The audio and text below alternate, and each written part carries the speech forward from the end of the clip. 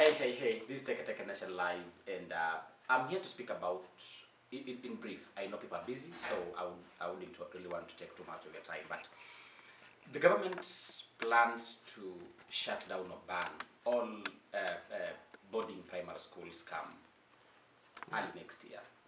But as they do that, it's also important to realize that it's not really true that all parents are avoiding the role of parenting and instead taking all their kids to boarding schools. There are children in this country that the only safe space for them is within those school spaces. So different parents, guardians, have taken children to boarding schools because of different reasons. And I think it's important for Belio Kipsang and the government in general to really understand, while we want parents to really play a key role in parenting their children, there are some other unique cases where it's unavoidable. It's the only option on the table. There are homes where the levels of abuse is so high. Those homes are not safe for children. There are children who are not living with their parents, they live with guardians. And maybe within those spaces, children get abused. There are parents that, for one or the other reasons, they have not been able to stay together, homes have been broken, and they're no longer safe spaces for those children. So you find that at times, some of these children have found themselves in boarding schools because schools are safer spaces for them than home. So what would happen about those children?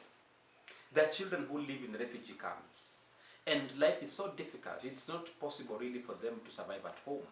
And the only hope for them to have a better future is getting into school, be there for that period of 3 months or so during that term, so that they reduce the amount of time they spend in the camps. What would happen to those children? There are children who are living in environments that violence is the order of the day. Children living in Capedo, in Baragoi at times, things happen. And maybe parents, because of considering the insecurity issues that are within the environment, they prefer to take those kids to boarding schools. What do we mean when we say we want to close all those boarding schools and have these children stay at home with parents as they attend day schools? So government has not really fully played its role. Government has failed to ensure that there is security in all parts of this country. The government has also not really been very actively engaging parents to ensure that parents are out here and available to really support the children. There are cases of abuse in these homes, but perpetrators are walking so freely on our streets. So while it's a good gesture, and the thing is that the government feels like it wants to really ensure that parents play a key role in parenting their children, that I agree.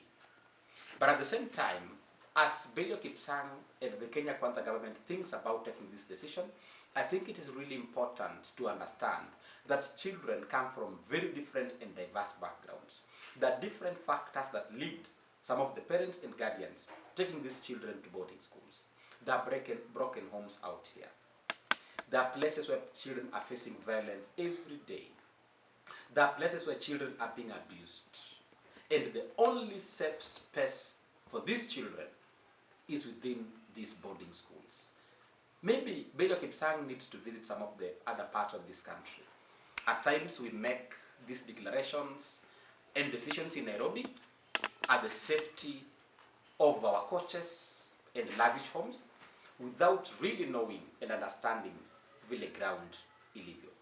So I think while really we want parents to participate in parenting their children, let us as well be considerate of children who do not have that privilege.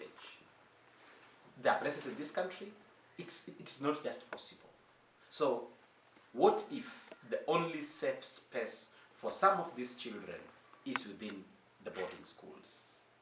Please go on YouTube channel, it's Teke Nation Live, and subscribe. Go on our YouTube channel, it is Teke Nation Live, and subscribe.